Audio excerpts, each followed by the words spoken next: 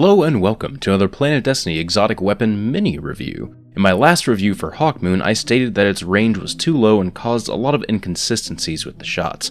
The reserve ammo was also way too low to consider using it in PvE and even in some PvP applications. Well, fortunately, in the 2.2 changes, both of these things were addressed. Hawkmoon had its range buffed by 10 and all hand cannons had their reserve ammo buffed. So in regards to the range buffs, your shots will indeed be more consistent now. The only time you really feel like you're getting phantom bullets is when you're firing the weapon as fast as humanly possible. The biggest question I've been getting about Hawkmoon now is actually in regards to which muzzle to use, since that can affect the recoil and the consistency of your shots to a pretty big degree. Both accurized ballistics and field choke will help out with both range and recoil.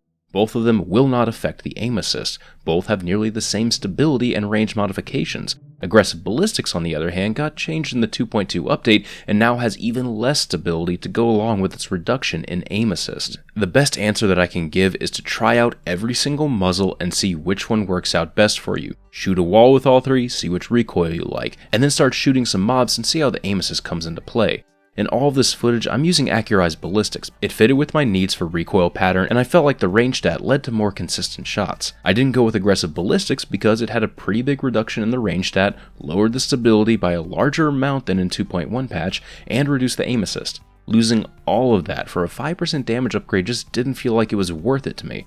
For the stat mod perks, just keep using Hammerforged. Range is the best possible stat that you can have on hand cannons, and losing that stat for a minor increase in reload speed or quick draw, it's just not worth it. The reserve ammo also got changed in 2.2 for hand cannons, and while I wish I could say that the ammo problems with Hawkmoon are over and dead, I simply can't. The mild increase to reserve ammo on Hawkmoon just wasn't enough in my opinion, and it still suffers from the same problems.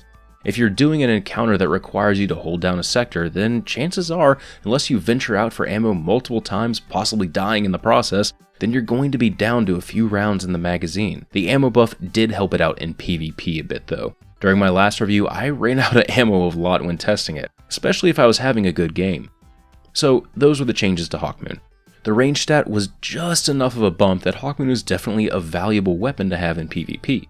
It isn't returned to its godly position in year 1, I don't think any hand cannon will ever return to that. But when you use Hawkmoon now, where it's designed to be effective, it's an incredibly strong weapon, and as long as you take your time with your shots, you'll be rewarded. Depending on which barrel you use, the possibility of 2-tapping someone is also pretty high.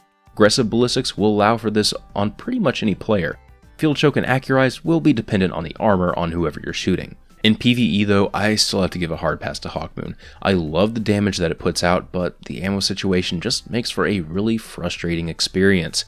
It doesn't happen every time you use the weapon, but when it does, it just makes me wish I was using a scout rifle in PvE. I hope you guys found this video helpful, and if you have any comments on these mini type reviews, leave them below. I'm interested in hearing your thoughts on them. This has been Patrick Casey with Planet Destiny, your guide to the Destiny universe.